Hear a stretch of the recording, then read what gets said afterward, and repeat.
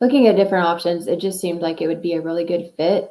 And it's a good combination of kind of doing your own thing, but at the same time having a good, strong team that's backing you. Pretty much, any of the negatives that you would run into completely on your own, they kind of eliminate those.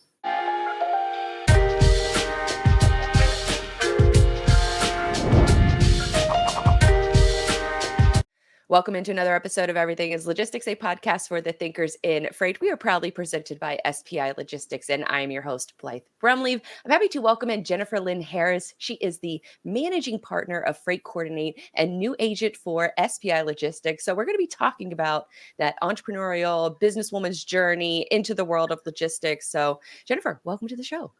Thanks for having me.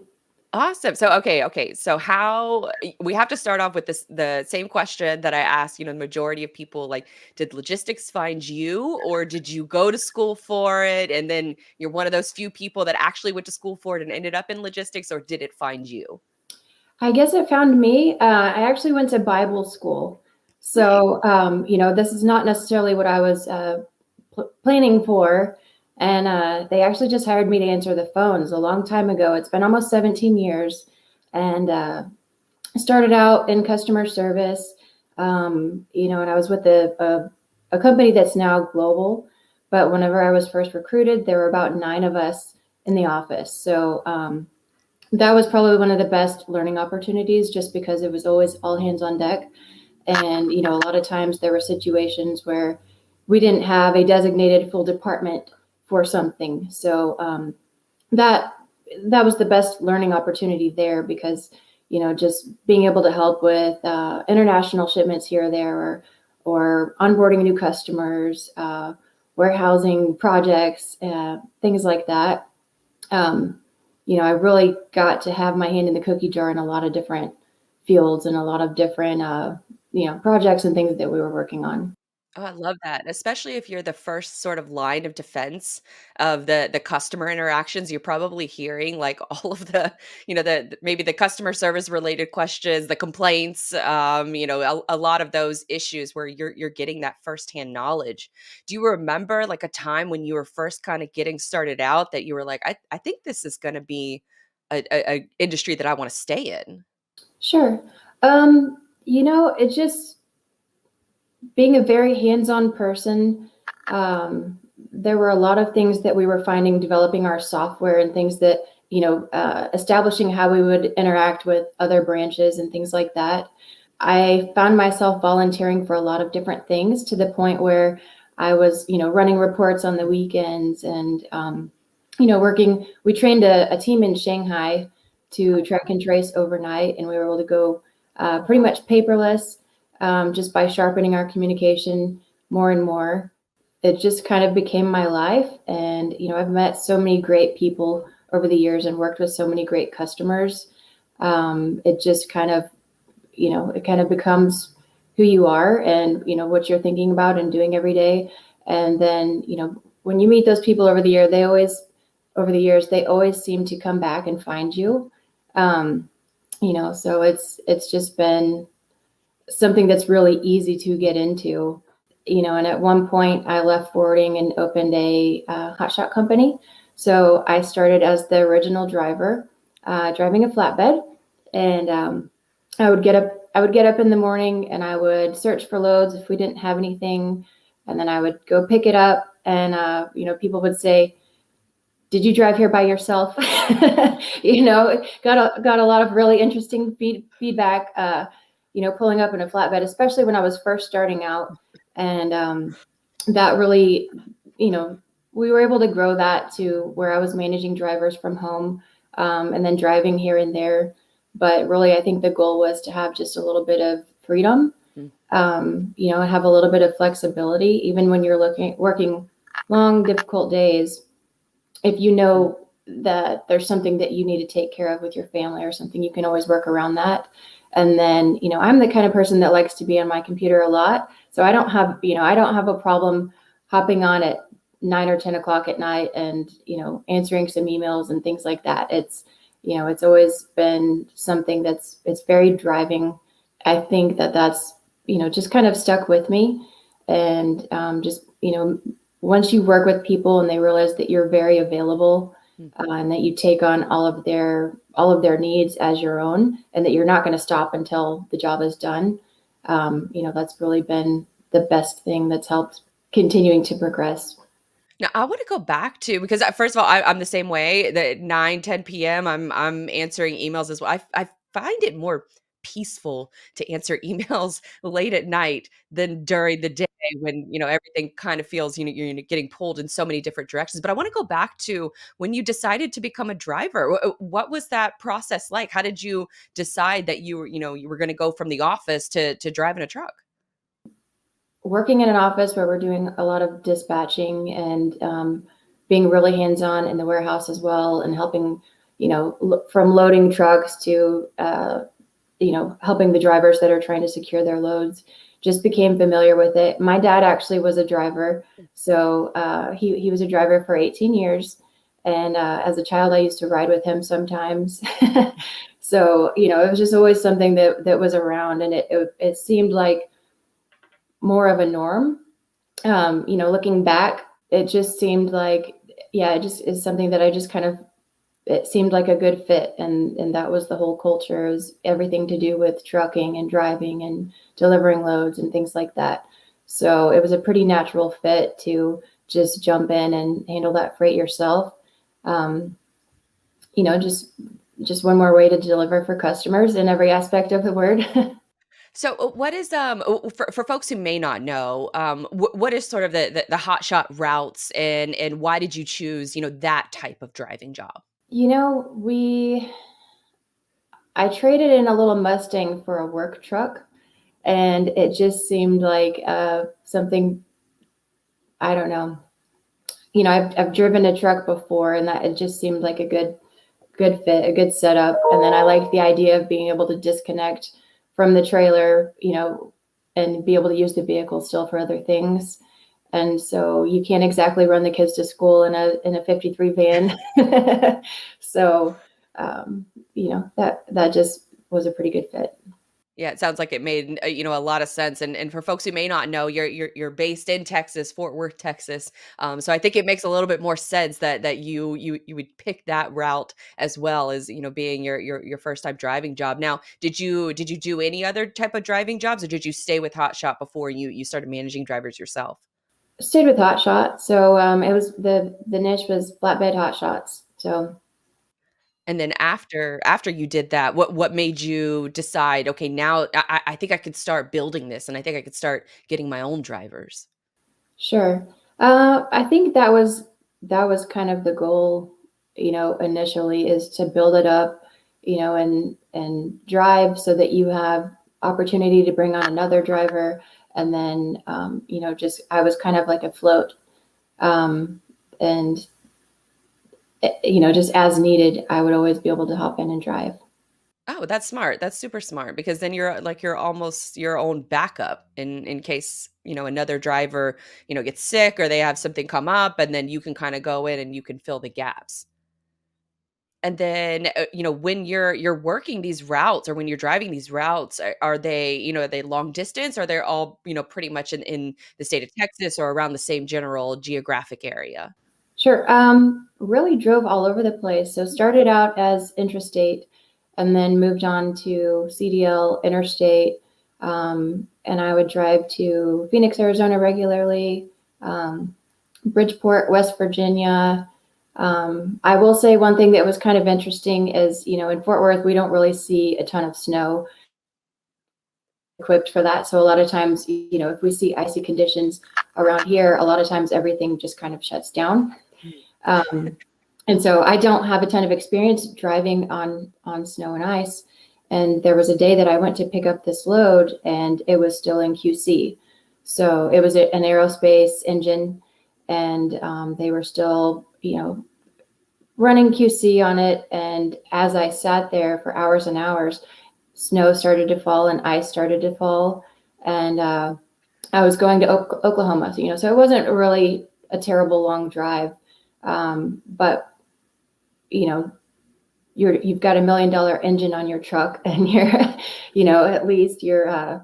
It could be very nerve wracking. But I just remember, I couldn't put the tarp on it very well, because by the time they brought the engine out, the trailer was coated in a thin layer of ice. So luckily I had some assistance. They were able to, use a forklift to help maneuver things and get everything squared away. But as I was driving up to Oklahoma, I think I counted 21 accidents. Oh my gosh. But with the Hotshot, with the trailer behind it and the weight that we had, I never had any issue at all. I just, was just slow and steady. And I think, I saw several cars off to the side of the road, and I think the weight and, just the setup of the trailer actually helped and made it much safer. I never felt like I was sliding at all, just slow and steady. And, made it to Oklahoma, and I just decided to stop and get a hotel there because, it turned into a very, very long drive. Just But stressful too. yeah, it was pretty stressful, kind of grinching your teeth the whole time, I would be. gripping the steering wheel. But, outside of that, it was just a good normal fit. It didn't seem like anything too crazy. And looking back, I think I would have thought it was a much bigger decision, but it just kind of seemed like the right thing to do. And, at this point, I probably don't want to drive a flatbed again. And I really respect, my dad was a driver. I really respect all of the drivers and everything that they do. And it was, it's a hard job, there were these loads that we would take that were about 8 feet tall, and they were the full length of the trailer, and it was foam. So you'd put the tarp on there. And then when I was driving out to West Texas, whenever you get out there, it's almost kind of adhered to the freight. It's kind of almost melted on. So, getting those tarps off and rolling them up, that's a really hard job. And, there's people get injured. I broke my finger on the job one day with the load bars. Like it slipped and smashed my finger. So, I'm really happy that I had the experience and met a lot of great people and a lot of great carriers that I still, that I still work with. And, just a lot of respect for all the guys that are out there doing that. And I'm really, I'm lucky that I have the opportunity, as a mom, to be able to work from home and still work in the same world and work with a lot of the same people, but being able to have that time at home, managing the drivers is something that it's a great opportunity. Are you in freight sales with a book of business looking for a new home? Or perhaps you're a freight agent in need of a better partnership? These are the kinds of conversations we're exploring in our podcast interview series called The Freight Agent Trenches, sponsored by SPI Logistics.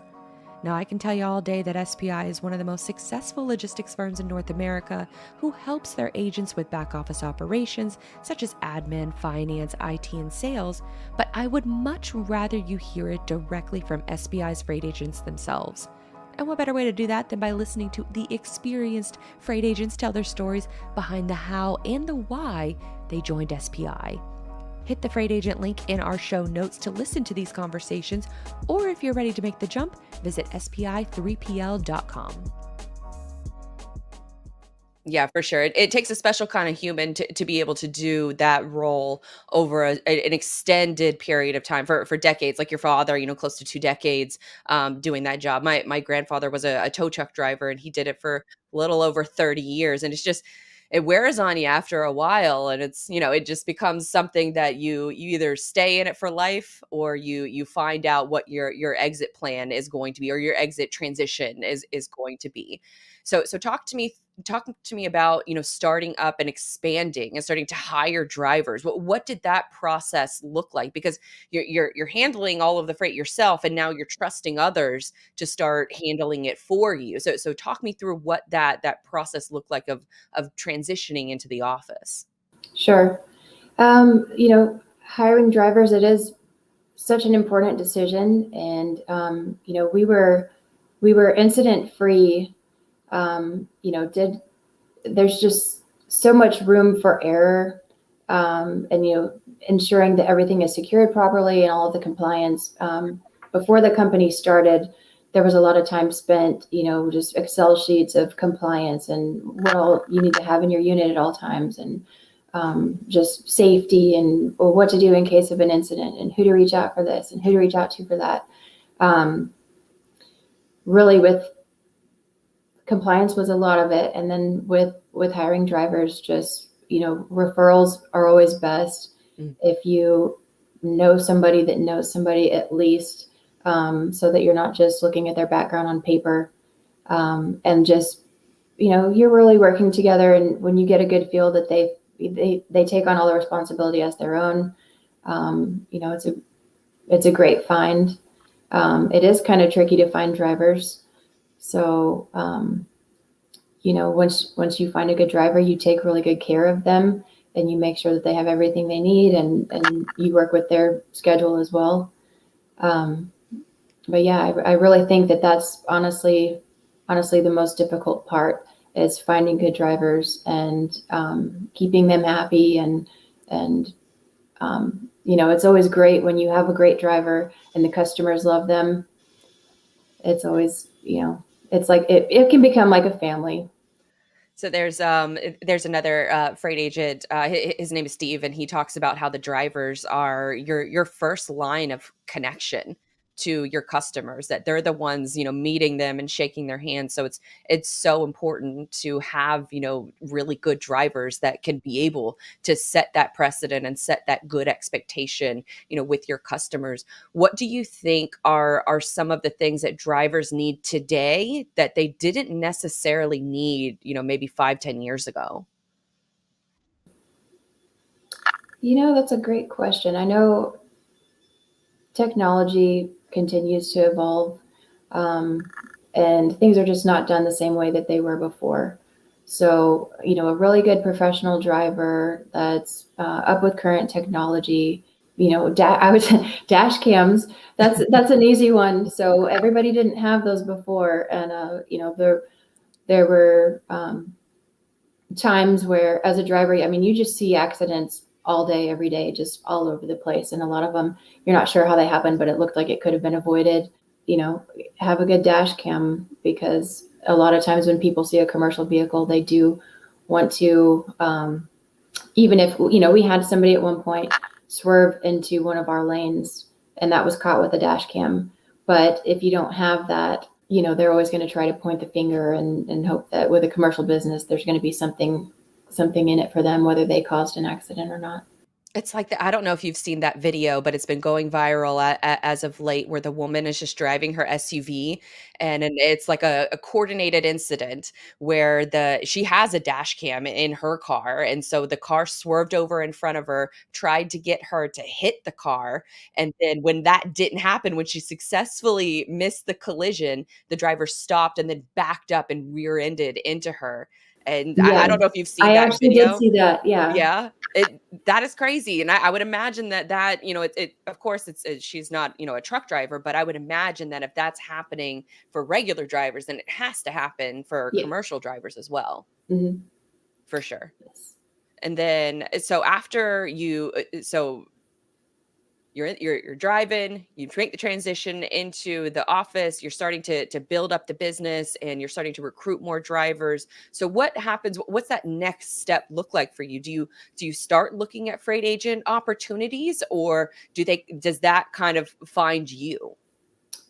Well, how it worked with us is with the initial truck being able to be used as a personal vehicle too, you know, we would always grow the business. And then when it got to the point where you needed more and more capacity, then that's all hands on deck and everybody's driving. And then you bring on another driver, and it just kind of grows slowly where every time that we were really busy, bring on another driver to keep up with everything. Ended up getting separated. And so we had moved out into the country, and we were running the business from there. And whenever we got separated, I came back to the Metroplex kind of unexpectedly, kind of quickly. And so I jumped back out here near the airport, and went, back into forwarding. And, I worked with some really great people. And then luckily I got to the point where it was like, okay, I feel like I'm ready to go do my own thing again, just maintain control of the freight and provide service, when it's your business, you're providing service the way that you think it should be best provided, on the time frame that that your customer needs. And it's just, maybe I'm a controlling person, I don't know. But I like to maintain control of that freight, and I like being at this layer where I'm at right now, where I'm actually dealing with the drivers and I have their cell phone number, and so that anytime my customers have a question, I can answer it immediately and directly without having to go through any other layers of communication. So Why forwarding and not like, I guess, like a traditional brokerage? Because they're kind of the same, but with forwarding, from what I understand, you're more handling, international clients, trying to get their shipments into the US, or, maybe a cross-border Canada, Mexico, that kind of thing. Why forwarding and not maybe like brokerage? Is it because that's kind of what you knew and that's what you got started on? so when I jumped back out here and went into forwarding, that a lot of that was to do with the opportunity that I had on the table, and opportunities, I guess I should say, that I had on the table.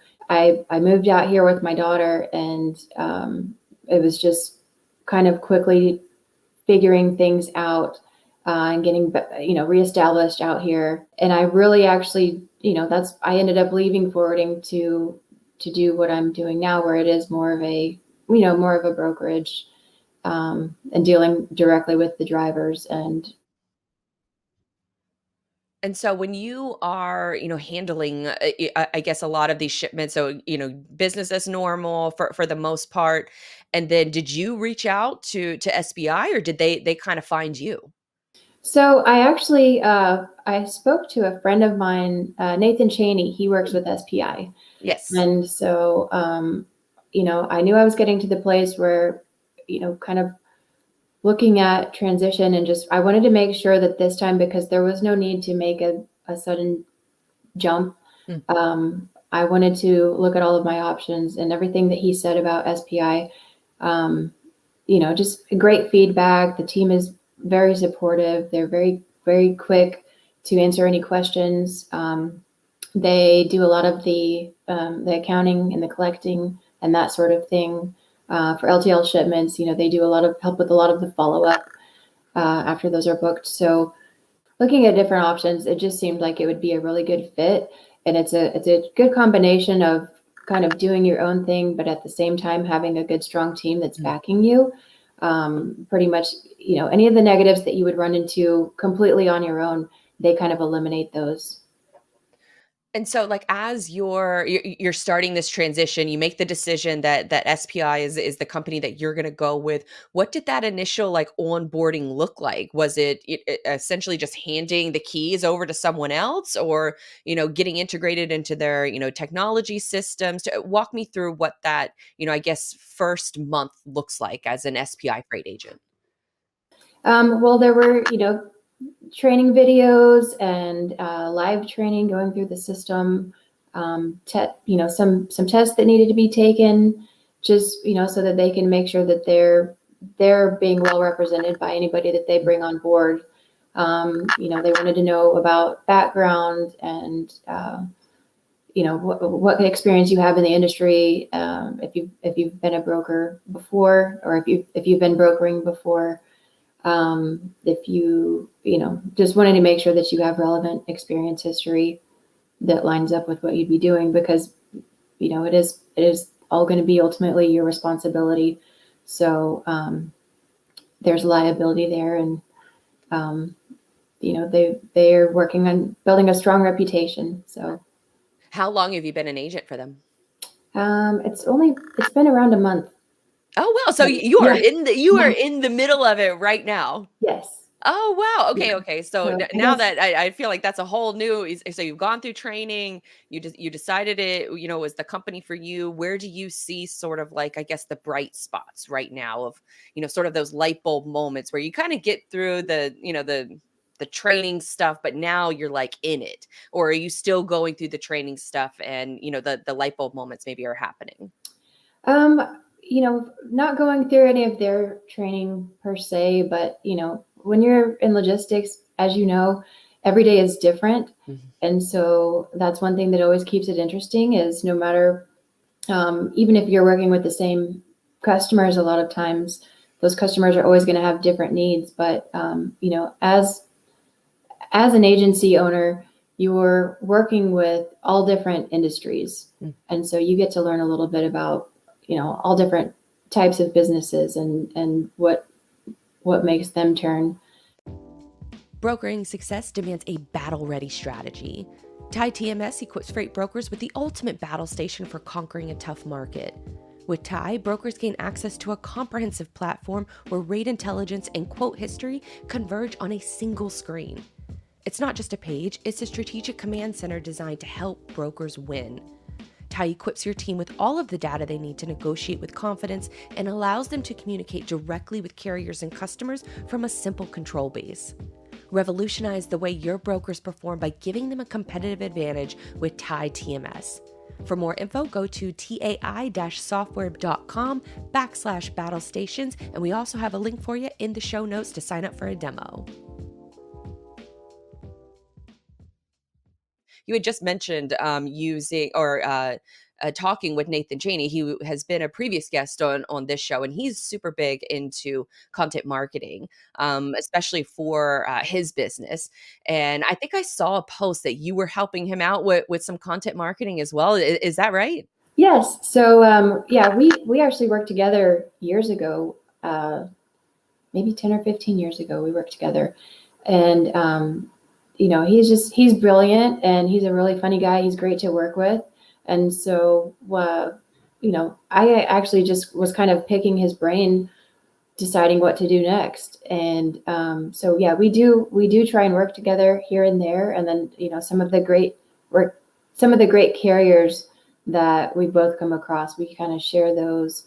And then, there's constantly learning experience because of every day being different.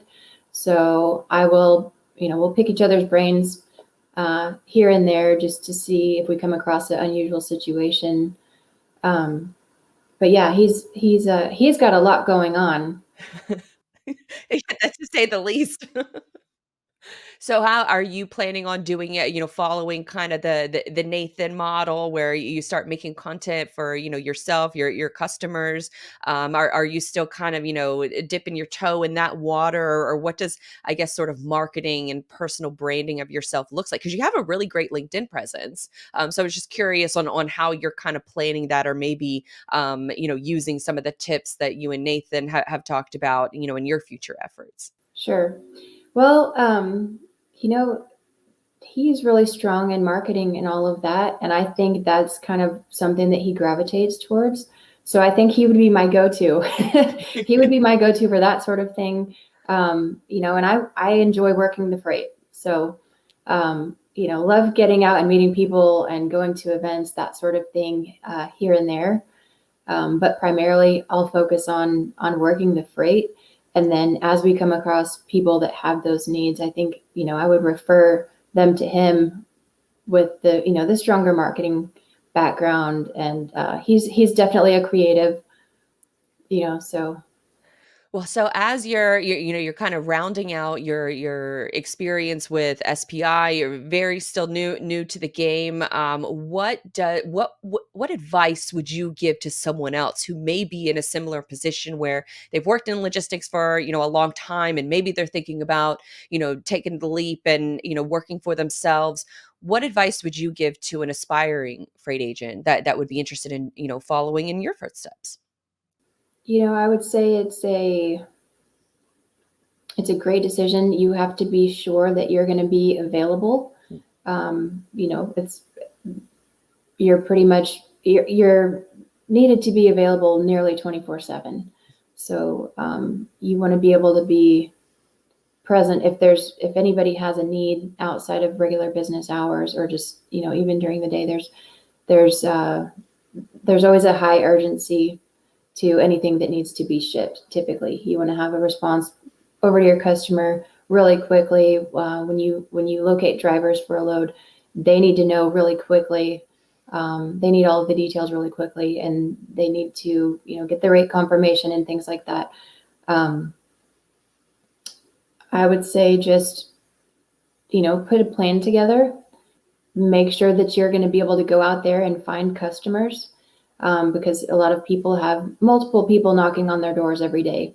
They might have 10 or 15 people that stop by their business a day looking for business. So I would, it's good to get some practice on that first and make sure that you're going to be able to find ways to keep the trucks busy. And then, it's kind of been good to just watch things slowly grow and take off. I feel like the timing worked out really well with getting familiar with the system and just some of the different things. And there's a lot of tools that are available in their platform. And so with business ramping up at the same time, you're getting faster and you're learning how to use these different tools in the fastest, most efficient ways. Just be prepared to be available, and, always continue to sharpen and learn every day. Last couple questions here. What has worked for you for finding, say, new customers, or maybe getting more business out of your existing customer base? Are there any sales tips that you could give folks? I am definitely not a salesperson per se. I am not that person, but for me, I think it's whenever you're able to level with somebody, and if you can actually get them to see you and understand your work ethic and how much you're going to prioritize their needs, and you're going to take them on as your own. Once people really get that, and especially when you start working together and you get the chance to prove yourself and to prove how much of a priority you can make their freight. Once you prove that to them, I think that really, it makes them stick around and continue to grow and continue to trust you. And then also referrals is the best. When you're taking great care of somebody and they give a referral from experience that this person can help you out, I think that's a great way to go about it. And then also something that I've done is whenever I know that I have empty trucks in certain areas with great carriers that I want to help them stay busy, I'll look by location and see who I know is in the area or who I can find that's in the area, and just say, hey, tomorrow I'm going to have a truck in your area. If you have anything coming back towards Texas. And that's another great excuse to kind of reach out to them, and a possibility to get your foot in the door. Yeah, I think you hit the nail on the head with a few things. Obviously the way that you treat your carriers sounds a lot like the way that you treat your customers. Is you want to get that foot in the door with them, and then continue to build that trust and continue to look out for them. And so I think it's probably the same approach. And you're not the only agent that said that referrals are king when it comes to sales, because that is the easiest way to get new business, is by asking the folks that you already do business with. Yeah. And so I think that those, if folks spent a little bit more time on that, maybe they would spend less time, spamming email inboxes, things like that. Yeah. Yeah. All right, Jennifer, where can folks connect with you? Maybe follow you on LinkedIn. Where are you kind of hanging out the most, and where can people, connect with you? Sure. LinkedIn is a good platform. I'm going to have some other social media sites that are kind of up and coming. So, look for the name Freight Coordinate, Jennifer Harris, Fort Worth. So there are a ton of Jennifer Harrises. So that doesn't quite narrow it down.